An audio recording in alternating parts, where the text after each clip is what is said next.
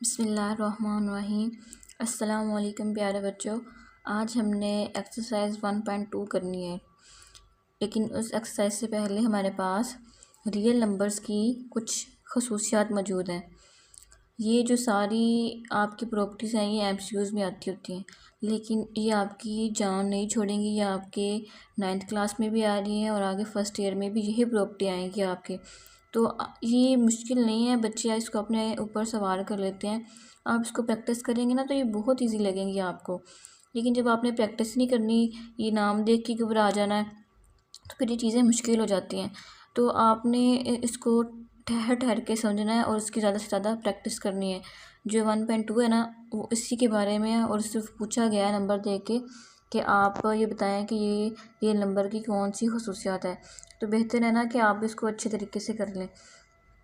तो real numbers की कुछ प्रॉपर्टीज़ हैं हमारे पास।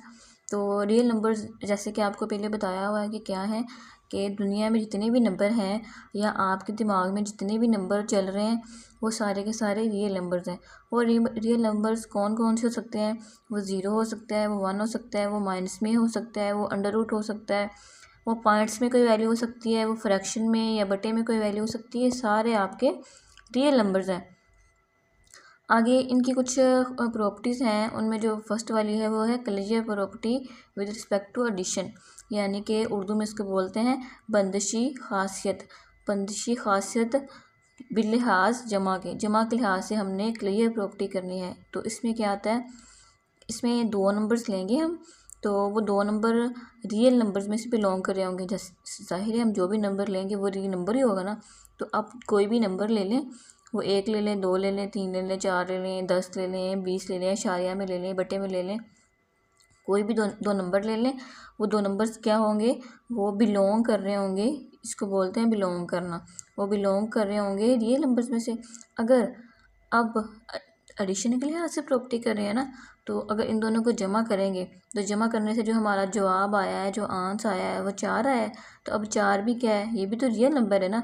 तो इसलिए कह दिया कि दोनों को जमा करने से जो जवाब आएगा वो हमारा रियल नंबर में से बिलोंग करेगा। उसको कहते हैं बंदिशी खासियत या क्लेजर प्रॉपर्टी। आगे है जी हमारे पास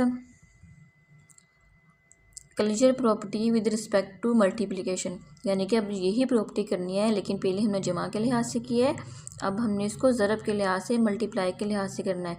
तो सेम टू सेम, अगर आपने सेम नंबर लेने हैं तो उस लिहाज से नंबर ले लें, अगर डिफरेंट लेने हैं तो डिफरेंट लेके चेक कर लें। 2 नंबर लिए मैंने, 1 और 3, जो बिलोंग कर रहे हैं रियल नंबर में से। जाहिर है जो भी नंबर लेंगे वो रियल नंबर ही होगा ना। तो रियल नंबर में से नंबर लिए, इनको ज़रब दी, मल्टीप्लाई किया, तो मल्टीप्लाई करने से जो हमारे पास आंसर आया वो भी रियल नंबर्स में से बिलोंग कर रहा होगा। ये इजी प्रॉपर्टी है, आपने आसानी से याद कर लेंगे। ठीक है, अब उसमें हमने जमा किया था, इसमें हमने मल्टीप्लाई करना है। तो कोई 2 नंबर और ले लें, 2 और 3 ले लिया, इन दोनों को क्या किया, ज़रब दिया, तो हमारे पास जो आंसर आया वो 6 आया। अब जो 6 है वो भी रियल नंबर में से बिलोंग कर रहा होगा। तो ये हमारी closure property with respect to addition हो गई। आगे है जी हमारे पास associative property with respect to addition. अब एसोसिएटिव को उर्दू में क्या बोलते हैं, तलाज़म या तलाज़मी। तलाज़मी खासियत जमा के लिहाज से हमने मालूम करना है। अब इसको याद रखने का तरीका क्या है, अब किसी प्रॉपर्टी में 2 नंबर आ रहे हैं, किसी में 3 आ रहे हैं, तो जो एसोसिएटिव प्रॉपर्टी है ना, इसमें 3 नंबर आ रहे हैं। ठीक है, अब इन 3 नंबर्स को क्या करना है, एडिशन है, तो जमा करेंगे। तो अब ये तीनों नंबर रियल नंबर्स में से बिलोंग कर रहे हैं, तो इसको हम 1 2 3 भी कह सकते हैं, इसको ABC भी कह लें। तो ये फार्मूला बनाने के लिए, याद रखने के लिए बच्चों के लिए ये चीज़ लिख दी गई है। अब 3 नंबर लिए हमने एसोसिएटिव प्रॉपर्टी के लिए, इसको लिखते कैसे हैं कि A जमा इंटू B जमा C और ब्रैकेट बंद हो गई, उसके बाद बराबर, और A जमा ब्रैकेट जमा C, यानी कि पहला है तो एंड वाले 2 नंबर्स को जमा कर लें या पहले जो 2 नंबर्स हैं उनको जमा कर लें। ठीक है, और फिर लास्ट पे एंड वाला जो नंबर बचा है उसको जमा कर लें। तो जो जवाब है हमारा, जो आंसर है वो हमारा सेम ही आएगा। इससे कोई फ़र्क नहीं पड़ता कि आप पहले इन 2 को जमा कर लें या इन दोनों को जमा करें, आंसर हमारा सेम आएगा। ठीक है, ये हमारी एसोसिएटिव प्रॉपर्टी है, तलाज़मी खसूसियत है विद रिस्पेक्ट टू जमा के लिहाज से। तीन नंबर्स को चाहे इस तरह जमा कर लें या इस तरह जमा कर लें, हमारे पास आंसर सेम टू सेम आएगा। आगे वाली जो हमारी प्रॉपर्टी है वो एसोसिएटिव प्रॉपर्टी है विद रिस्पेक्ट टू मल्टीप्लिकेशन, यानी कि पहले हमने तलाज़ुम की प्रॉपर्टी पढ़ी जमा के लिहाज से, अब हमने तलाज़ुम की प्रॉपर्टी पढ़नी है मल्टीप्लाई के लिहाज से। उसमें 3 नंबर जमा किए थे, इसमें 3 नंबर ज़रब, इन 3 नंबर्स को ज़रब देनी है। जैसे उधर जमा किए थे इस तरह इधर मल्टीप्लाई करनी है कि पहले इन दोनों को ज़रब दे दी फिर इन दोनों को ज़रब दे दी, तो आपका जो आंसर है वो सेम टू सेम आएगा। 2 नंबर्स का ग्रुप बना लेना है, इधर डिफरेंट नंबर्स का ग्रुप बना लेना है, इधर डिफरेंट नंबर्स का ग्रुप बना लेना है, तो जो आंसर है हमारा वो एक जैसा ही आएगा, दोनों तरफ सेम टू सेम। तो जो आंसर आएगा वो भी हमारा रियल नंबर्स में से बिलोंग कर रहा होगा। ये है जी हमारे पास एडिटिव आइडेंटिटी। अब आइडेंटिटी किसको बोलते हैं? शनाख्त को। तो जमी शनाख्त मालूम करनी है हमने। इसमें क्या कहता है कि कोई नंबर है हमारे पास, कोई अदद है, उसमें अगर आप जमी शनाख्त को ऐड करेंगे तो जो हमारा जवाब आएगा वो हमेशा वही अदद आएगा। ज़ाहिर है आप किसी भी नंबर में 7 में 0 जमा करें तो हमारे पास जवाब 7 ही आएगा ना। अब एडिटिव आइडेंटिटी है तो इसमें एक आपने बात याद रखनी होती है कि जो जमा के लिहाज से आइडेंटिटी होती है ना वो हमारे पास 0 होती है, ठीक है। और जो ज़रब के लिहाज से हमारे पास मल्टीप्लाई के लिहाज से जो आइडेंटिटी होती है वो हमेशा 1 होती है। जमा के लिहाज से 0 आइडेंटिटी और ज़रब के लिहाज से 1 आइडेंटिटी होती है। यह आप लोगों ने बात याद रखनी है। एडिटिव आइडेंटिटी आएगा यानी कि जमा के लिहाज से आइडेंटिटी मालूम करनी है, तो किसी भी नंबर में हमने आइडेंटिटी जमा कर देनी है तो हमारे पास वही नंबर रिपीट हो जाएगा। अब 3 में जमा कर लें 0 या 7 में जमा कर लें 0 तो वही जवाब आएगा हमारे पास जो नंबर दिया हुआ है, 0 से कोई फ़र्क नहीं पड़ा, ठीक है। अब मल्टीप्लिकेशन के लिहाज से आइडेंटिटी करनी है तो आइडेंटिटी मल्टीप्लिकेशन के लिहाज से आइडेंटिटी कौन सी होती है? 1। अब किसी नंबर को हम 1 के साथ मल्टीप्लाई करेंगे, आइडेंटिटी के साथ मल्टीप्लाई करेंगे ज़रब के लिहाज से, तो हमारे पास वही नंबर आ जाएगा, इस नंबर में कोई फ़र्क नहीं पड़ेगा। अब 3 को ज़रब दे लें 1 के साथ तो 3 ही रहेगा, 11 को दे लें 1 के साथ ज़रब तो 11 ही रहेगा, कोई फ़र्क नहीं पड़ा। बात सिर्फ याद रखने की ये है कि एडिटिव आइडेंटिटी 0 है और मल्टीप्लिकेटिव आइडेंटिटी 1 है। ज़रब के लिहाज से 1 है और जमा के लिहाज से जो आइडेंटिटी है, जो शनाख्त है, वो 0 है। नेक्स्ट जो प्रॉपर्टी है हमारे पास वो है एडिटिव इनवर्स। अब इनवर्स किसको बोलते हैं? उल्ट को, मकूस को। तो जमी मकूस फाइंड करना है हमने। अब कोई नंबर ले लिया a और उसका उल्ट क्या होगा? -a जमा के लिहाज से। अब इसको ये बिलोंग कर रहा है रियल नंबर में से। अब हम फाइंड क्या करें? Additive inverse. अब इस नंबर को और इस नंबर को जमा किया तो ये नंबर लिखा, ये जमा की अलामत लगाई, तो ये ए भी तो लिखना है ना, तो इसके साथ क्या था? माइनस, इसका उल्ट क्या था? माइनस, इसलिए इसको ब्रैकेट के अंदर लिख दिया ताकि ये जो 2 अलामतें हैं ये मिक्स ना हो जाए हमारे पास। अब इसको क्या करें? अब कोई नंबर ले लें इसकी जगह, तो मैंने 2 लिया, इसको जमा किया, 2 का इनवर्स क्या हुआ? -2। तो हमारे पास 2 में से 2 निकाल लें, ये जमा माइनस माइनस हो जाएगा, इधर माइनस की अलामत आ जाएगी, तो 2 में से -2 निकाला तो हमारे पास 0 बचा। अब देखें एडिटिव इनवर्स, हमारे पास इसका जवाब क्या आया? 0 आया, ठीक है। ये याद रखना है आपने कि एडिटिव इनवर्स में हम जो भी करेंगे उसका आंसर 0 आएगा, यानी आइडेंटिटी आ जाएगी। ये आइडेंटिटी है ना जमा के लिहाज से। मल्टीप्लिकेटिव इनवर्स करना है तो इसमें क्या करेंगे? 2 नंबर लेंगे और इसका उल्ट। इसमें क्या होगा? जो उल्ट होगा वो बटे की फॉर्म में आ जाएगा। उसमें क्या होता था? माइनस लग जाता था जमा में। मल्टीप्लाई में क्या होगा?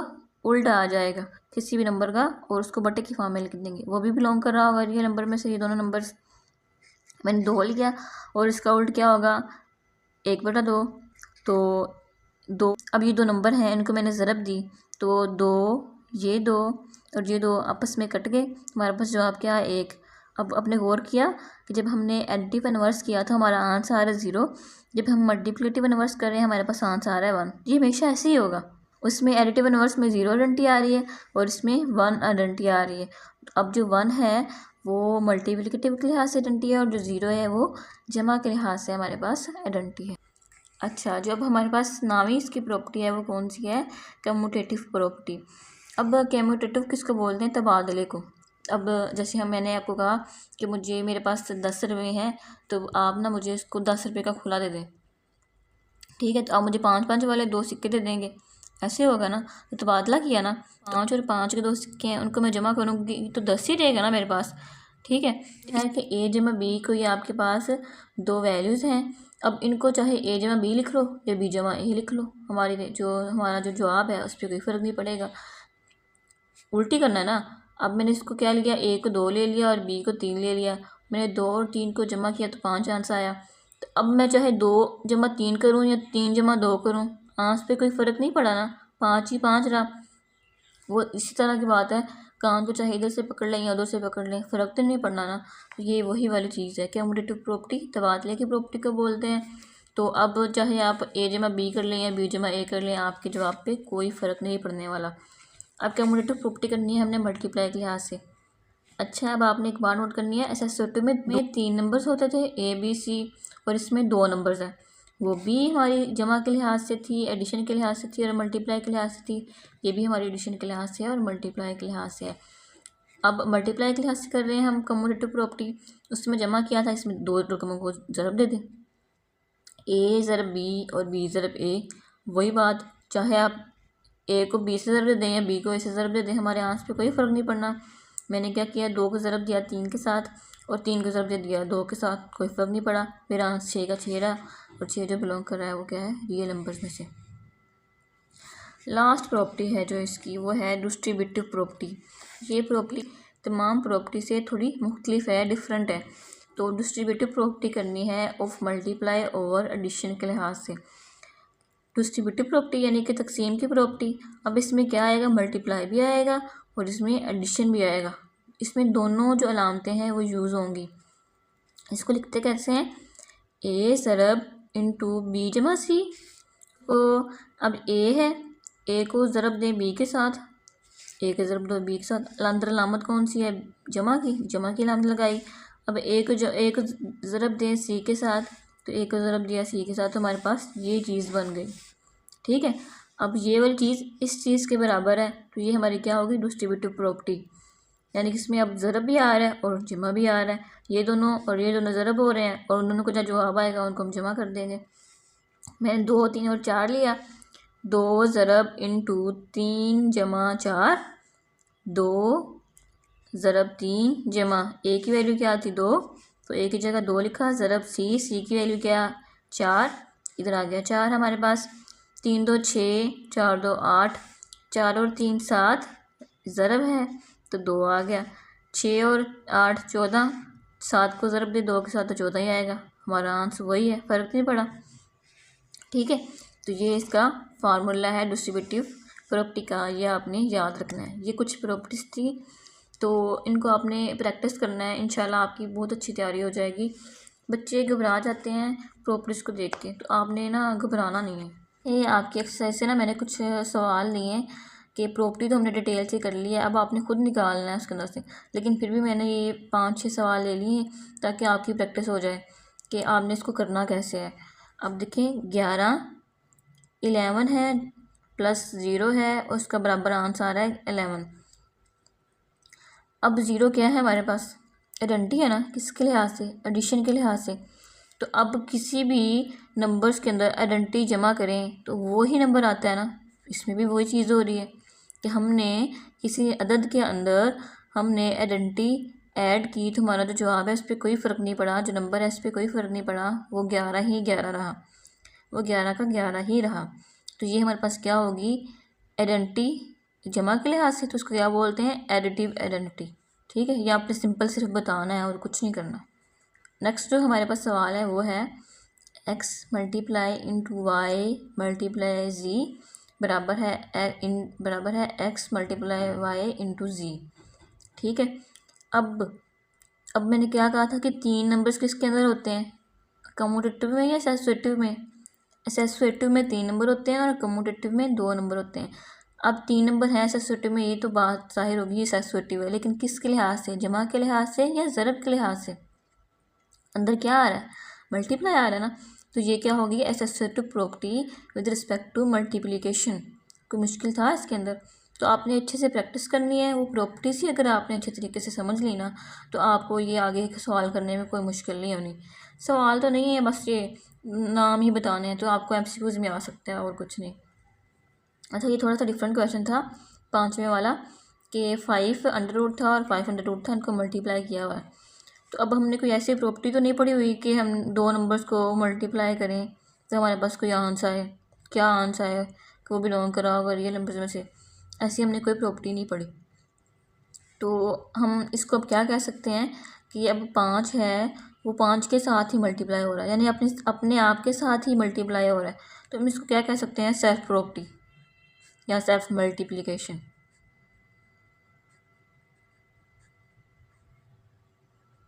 ये कह सकते हैं ना, क्योंकि अब हमने ऐसी कोई प्रॉपर्टी तो पढ़ी नहीं, तो हम क्या कर देंगे, सेल्फ मल्टीप्लिकेशन। नेक्स्ट हमारे पास आ रहा है वो है -6/10 इंटू -10/6। अब देखें क्या हो रहा है, -6/10 था, इधर ये चीज़ आके उल्ट होगी ना, 10 ऊपर चला गया और 6 नीचे आ गया और बराबर आ रहा है 1 के। तो हम जब किसी नंबर्स को उसके उल्ट में लिखते हैं तो क्या करते हैं, वो क्या है हमारे पास इन्वर्स। तो ये हमारे पास इन्वर्स हो गया, इस चीज़ का उल्ट ये लिखा हुआ है, तो इन्वर्स किस लिहाज से, मल्टीप्लाई के लिहाज से, मल्टीप्लाई का नंबर है ना।